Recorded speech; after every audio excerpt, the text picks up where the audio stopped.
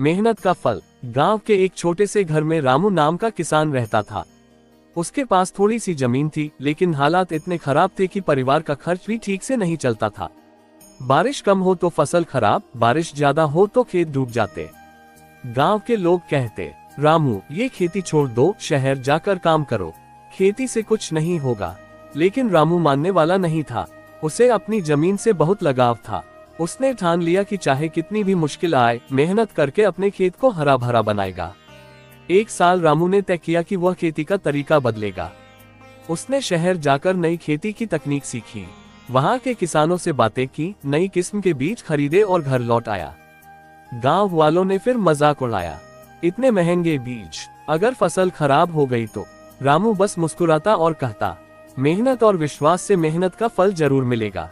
रामू ने सुबह से शाम तक खेत में पसीना बहाया। उसने मिट्टी को सही समय पर जोता, पौधों को समय पर पानी दिया और खेत की हर समस्या पर ध्यान दिया। उसकी पत्नी भी उसका साथ देती। कई बार बारिश न होने पर उसने खुद कुएं से पानी खींचकर खेतों को सींचा। धीरे धीरे फसल हरी होने लगी। गांव वाले हैरान थे। जिन खेतों में पहले खरपतवार उगती थी, अब वहां गेहूं के सुनहरे पौधे लहलहा रहे थे। रामू की मेहनत रंग लाए। फसल काटने के समय उसका खेत पूरे गांव में सबसे अच्छा निकला। रामू को न सिर्फ अच्छी कमाई हुई, बल्कि गांव के लोग भी प्रेरित हुए। उन्होंने रामू से नई तकनीक सीखी और अगले साल सबने अपने खेतों में वही तरीका अपनाया। अब पूरा गांव खुशहाल हो गया।